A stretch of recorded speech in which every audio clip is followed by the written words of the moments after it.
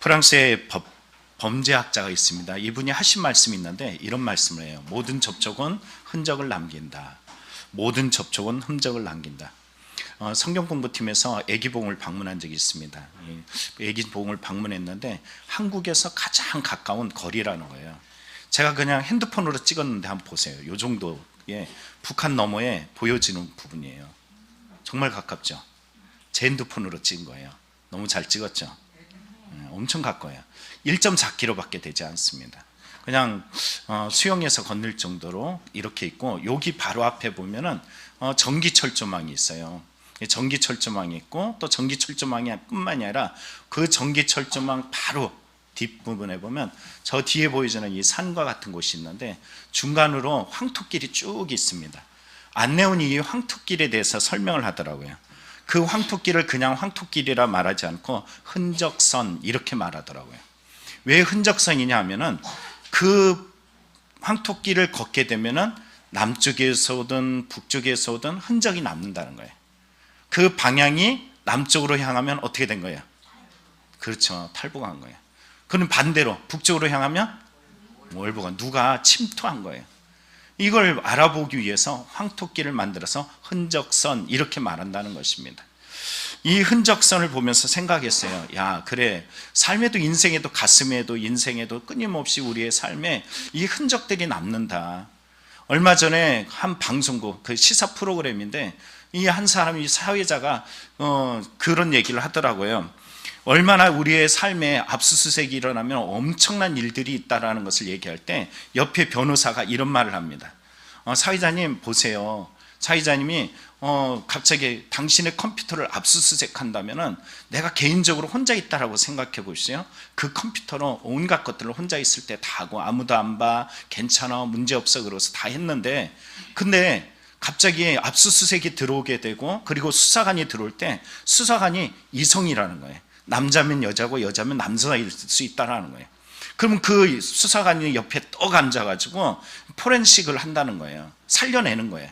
그러면 당신이 뭘 했는지, 어떻게 했는지, 누구에게 편지를 썼는지, 어떤 짓을 했는지, 당신이 밤에 혼자 어떤 무엇을 했는지 다 보는 것을 그 바로 이성이 보는 옆에서 눈을 마주치면서 했죠, 그랬죠, 행동했죠, 이렇게 본다는 거예요. 아무리 흔적을 지우려고 해도 흔적을 지울 수 없다라는 이 얘기를 하는데, 사회자가 이 얘기를 들을 때 갑자기 시퍼래져가지고 아무 말도 하지 못하더라고요. 여러분, 세상 속에서 이렇게 우리의 인생에도 포렌식이 끊임없이 일어납니다. 하나님께서 우리의 삶에 보면은 끊임없이 포렌식을 하시면서 우리의 흔적들을 살펴보세요. 오늘 성경의 바울을 보면은 이렇게 말합니다. 이후로는 누구든지 나를 괴롭게 하지 말라. 내가 내 몸에 예수의 흔적을 지니고 있다라고 말하고 있습니다.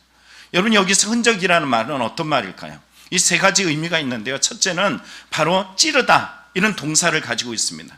그래서 이 부분은 찔린 자국, 상처, 이런 의미를 가지고 있고, 또 하나는 소유권이에요. 노예에다가 상처를 내거나 아니면 도장을 찍거든요.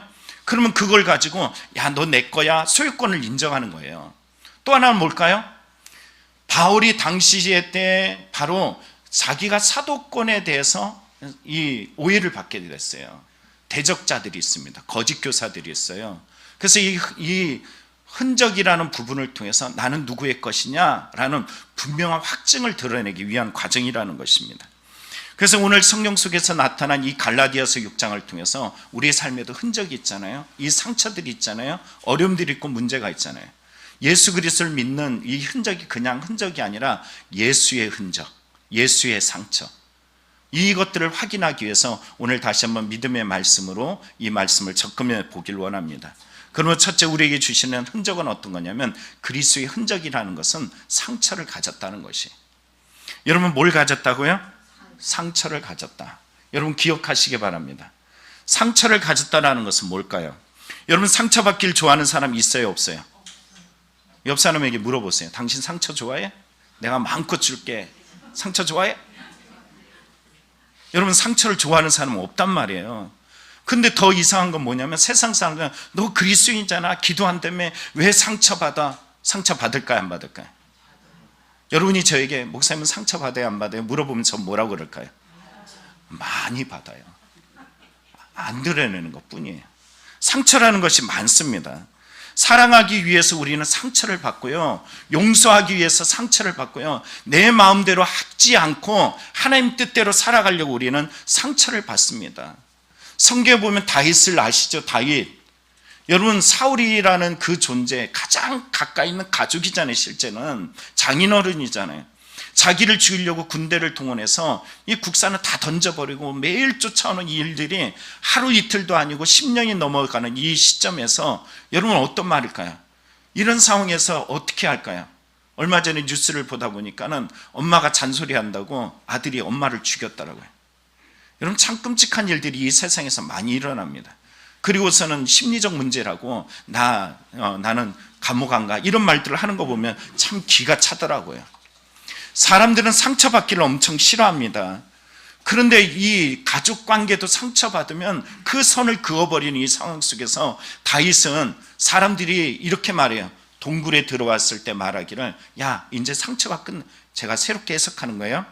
상처를 끝낼 수 있는 기회야. 빨리 끊어, 죽여버려, 없애버려. 하나님이 너에게 주신 기회잖아. 그런데 여러분, 다윗이 어떻게 해요? 죽이지 않습니다. 도리어 상처를 끊을 수 있는 기회를 상처를 끌어안습니다. 사울을 살려내죠.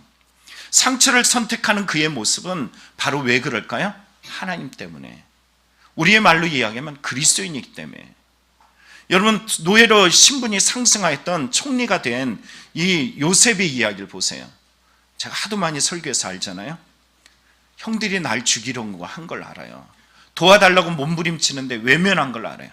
온갖 삶에 다 상처뿐이에요. 그래서 아들을 낳았을 때 첫째 아들의 이름을 뭐라고 지었다고요? 므낫세. 그 상처를 잊어버리고 싶어서 므낫셋이라고 짓습니다. 이제는 그 형들과 볼 일이 없겠지. 그런데 기근이 생겨서 형들이 눈앞에 나타났어. 나는 애굽의 절대 군주로서 힘을 가지고 있는 이런 상황이고, 저 형들은 배고파서 살겠다고 왔어요. 예전의 상처를 생각하면 그냥 확 죽여버리면 되는데, 여러분, 요셉이 형이 간 뒷자리에 울고불고 왜 울까요? 상처를 끌어안기 위해서, 상처를 받아들이기 위해서 온갖 온몸을 쏟아내면서 몸부림치는 요셉의 모습을 우린 성경에서 발견합니다. 세상 방법은 어떨까요? 상처를 준 이들에게 그냥 내 마음의 상처를 지우기 위해서 이는 이로 눈은 눈으로 갚아버리면 아주 쉽습니다. 그래서 고대에는 동해보복법이라는 것이 있었어요. 그런데도 그 방법을 선택하지 않습니다. 국민일보를 보다 보니까 한 기도자가 성수에 올라와서 기도했던 내용이 담겨져 있더라고요. 하나님, 어떻게 이럴 수가 있어요? 제가 그 사람으로부터 당한 짓을 다 알잖아요. 제가 그에게 받은 상처를 다 아시지 않습니까? 그가 함부로 던진 말에 화살이 되어서 제 마음에 제 가슴을 갈기갈기 찢어놨지 않습니까? 그의 무례하고 그의 교만한 행동이 내 마음에 제 심장을 가로막고 있습니다. 망쳐놓고 있습니다. 그의 상처가 하도 깊어서 회복될 기미가 전혀 보여지지 않습니다. 상처가 낫는단들 흉터는 그대로 남을 텐데 어떡합니까? 이렇게 말해요. 사과 한마디만 좀 해주면 좀 나을까? 그렇지 않습니다. 저는 하나님, 절대 저 사람을 용서할 수 없습니다. 몸부림치는 이런 기도의 내용이 있어요. 그때 예수님이 그에게 나타났다는 거예요. 예수님은 아무 말씀하지 아니하고 그에게 조용히 손을 보이십니다. 그리고 예수님은 조용히 옆구리에 창자국을, 그 흔적을 그대로 보여주시더래요. 기도 중에 만난 이 예수님의 그 손에 난 상처, 옆구리에 난 그 상처를 바라보는데, 그 상처 속에서 그 상처들이 나를 향해서 아우성치는 것 같더래요. 그러면서 이렇게 말합니다. 너 때문이야. 너로 인하여 받은 상처다. 모르겠니? 너 때문에 이런 흉터가 생긴 거란다. 하지만 너는 그를 탓하고 원망하고 있지, 나는 얼마든지 너를 용서한단다. 여기 있는 분들 중에 상처받지 않는 분들 있을까요? 없다라고 저는 확언합니다. 산다라는 것은 상처의 연속이에요. 세상적으로 그냥 나에게 상처 준 사람, 내가 상처했으면 그냥 확 이러고 싶은 마음이 생길 거예요. 그것을 내가 올가매면서 끝까지 붙잡으면서 상처를 끌어안는 우리의 모습에 이 상처들을 향해서 우리는 예수 그리스도를 향할 때 비로소 이 상처는 예수 그리스도의 흔적이 되는 것이에요. 여러분, 그러한 성도들이 되기를 간절히 축원합니다. 두 번째는 그리스도의 흔적은 소유권을 말해주고 있습니다. 이 상처는 바로 너는 누구의 소유냐 이것을 말해주고 있습니다. 갈라디아서 6장 12절 13절에 이렇게 말합니다. 무릇 육체의 모양을 내려하는 자들이 억지로 너희에게 할례를 받게 함은 그들이 그리스도의 십자가로 말미암아 박해를 면하려 할 뿐이라. 할례를 받은 그들이라도 스스로 율법은 지키지 아니하고 너희에게 할례를 받게 하려는 것은 그들이 너희의 육체로 자랑하려 함이라. 여러분, 갈라디아 교회에 거짓 교사들이 나타났어요. 이들은 예수 그리스도의 복음 외에 할례 받아야 돼, 율법을 지켜야 돼 이렇게 강요하고 있습니다. 근데 실제 그들이 가지고 있는 그 모습은 뭐냐면은 십자가의 고난을 피하기 위해서 예수의 길을 따라가는 것은 고난스럽거든요. 여러분, 상처받고 싶은 사람 아무도 없다 그랬잖아요. 세상에서 돈 많이 벌고 세상에서 부유하고 세상에서 성공하고 세상에서 모든 것들을 누리면서 온갖 것들 들키지만 않으면 그냥 다 하고 싶은 게 인간적인 욕망이고 욕구입니다. 그런데 불구하고 그는 상처의 이 모습들을 회피하면서 십자가를 회피하려고 바로 할례를 행하게 하고 율법을 지키게 해요. 그러므로 말미암아 갈라디아 성도들을 복음 이야기하지만 거짓 복음으로 자기의 육체를 자랑하려고 하는 이런 모습을 가지고 있다는 것이에요. 그래서 바울이 가지고 있는 이 말씀은 어떤 말이냐면 저들이 전하는 복음은 거짓 복음이야, 다른 복음이야, 가짜야 이렇게 말합니다. 제가 여러분에게 이런 말을 한다고 생각해 보십시오. 여러분, 이 땅에 살아가면서 예수 그리스도의 생명 외에 여러분 부유해야 됩니다. 건강해야 됩니다. 세상에서 가져다주는 상처와 고통과 괴로움을 당하는 것은 여러분들의 인생의 잘못된 믿음입니다. 이렇게 이야기한다면 다른 복음이에요. 여러분이 세상의 것만 의지하고 따라간다 그러면 그건 가짜 복음입니다. 바울은 그래서 갈라디아서 1장에 이렇게 말합니다. 다른 복음은 없나니, 제가 굵은 글씨만 읽어드릴게요. 시간적으로. 다른 복음은 없다. 다른 복음을 전하면 저주를 받는다. 다른 복음을 전하면 저주를 받을지어다. 이렇게 강요하고 있습니다. 강조하고 있다는 것이, 우리말로 이야기하면 예수 그리스도가 아닌 다른 것이 복음이야, 다른 것이 복음이야, 그럼 가짜라는 거예요. 복음이 뭘까요? 좋은 소식, 행복한 소식, 기쁨의 소식입니다. 나를 위해 이 땅에 오신 예수님이 나를 위해서 십자가에 대속하셨고 나를 위해 죽으셨고 나를 위해서 살아나셨어. 바로 그 예수 그리스도가 우리의 구원자셔. 너의 삶을 이끄시고 구원하신 이는 예수밖에 없어. 이게 바로 복음이에요. 그분을 받아들이는 것이 복음의 능력입니다. 그런데 이것이 다른 걸로 바뀌어 보십시오. 우리 성도님 중에 막 힘들고 어려워서 혼자 계신 분이 계셔서 같이 놀다 보니까는 놀아주는 일들이 있었어요. 그러다 보니까는 이상하게 저도 그 놀이에 푹 빠지더라고요. 그래서 어떤 일들을 한 적이 있냐면, 하나님 제가 빠지지 않게 해주세요 하고 기도한 적이 있어요. 제가 어릴 때 당구에 빠져본 적이 있어요. 고등학교 때 당구에 빠져본 적이 있거든요. 우리 성도님 중에는 천을 치는 분도 계세요. 얼마나 빠졌는지 짐작이 가요. 근데 이 당구를 치면은 나중에 빠지면 어떻게 되는 줄 아세요? 앞에 지나가는 사람이 다 빨간 공, 하얀 공으로 보여요. 사람이 사람으로 보여지지 않고 지나가면은 이렇게 해서 이렇게, 쓰리 쿠션은 이렇게 돌려가지고, 이게 정신이 헷가닥하는 거예요. 오직 목적이 그것만 목적이 돼서 살아가는 거예요. 얼마나 안타까워요. 여러분, 이 세상의 복음이라는 것이 그냥 내가 다른 것에 마음을 다 뺏기는 게 복음이 아닙니다. 내가 그거 기쁨을 삼는다면 그것이 가짜 복음이에요. 권력이 가짜 복음으로 우리의 삶에 다가오고요, 돈이 우리에게 가짜 복음으로 다가오고요, 배우자가 그러면 진짜 복음이냐, 여러분 자녀들이 나에게 진짜 복음이냐. 제가 양로원 예배를 가고 주간보호 센터를 가고 요양원을 가다 보니까는 어르신들하고 통하는 마음이 하나 있어요. 뭐냐면은 다 부질없어, 그건 아니야. 지난주에 요양원에 가서 예배 드릴 때마다 제 마음에 늘 아프게 하는 것이 있어요. 부부 방인데 한 분은 산소호흡기를 꽂고서 누워 계셔요. 그리고 한 분은 옆에서 화투를 치셔요. 이렇게 혼자서. 그래서 제가 오면은 그 어르신이 귀가 안 들리거든요. 근데 기억력은 기가 막혀요. 박맹호 목사님 오셨어요. 그래, 남자요. 저보고 꼭 맹호라고 얘기해요. 맹꽁이도 아닌데 맹호 그래. 이분이 꼭 그렇게 얘기해요. 근데 그곳에서 이분 기도하고 이분 산소호흡기에 달고 있는 이분을 기도하면 참 가슴이 짠해요. 부부가 이제 인생의 해로를 이제 따로 해는 이제 인생을 운명을 따로 해야 되는 그 시점이 점점 다가온 것을 알 수 있거든요.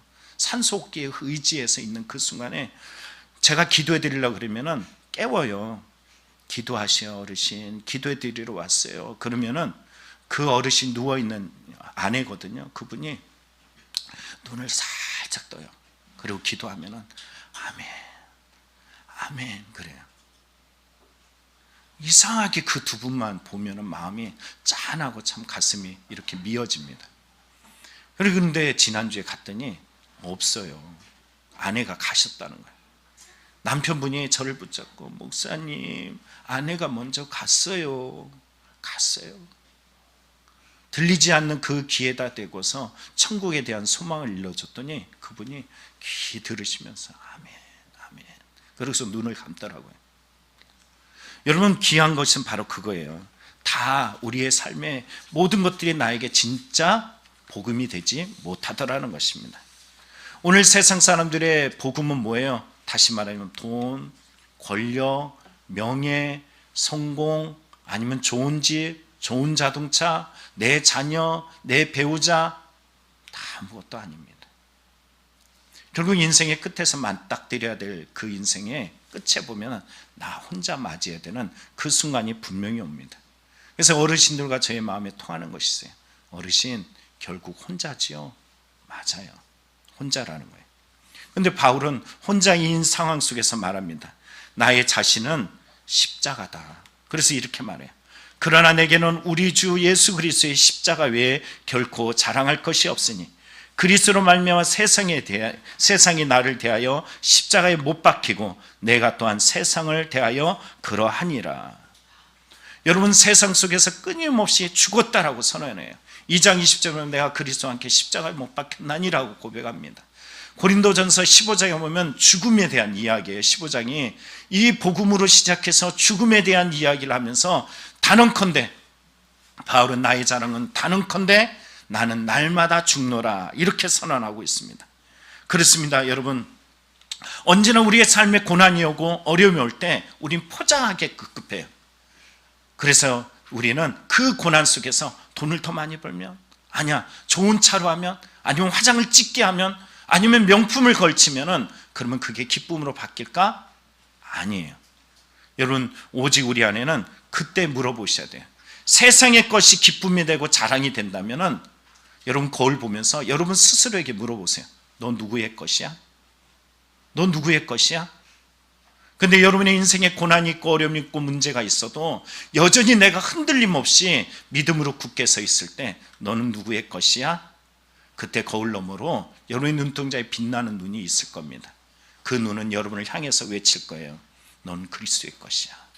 다 뺏어가도, 다 잃어도 너는 절대 무너지지 않아. 다니엘이 그랬잖아. 다윗이 그랬잖아. 여러분, 이 고백이 우리의 삶에 넘쳐나는 믿음이 될 줄 믿습니다.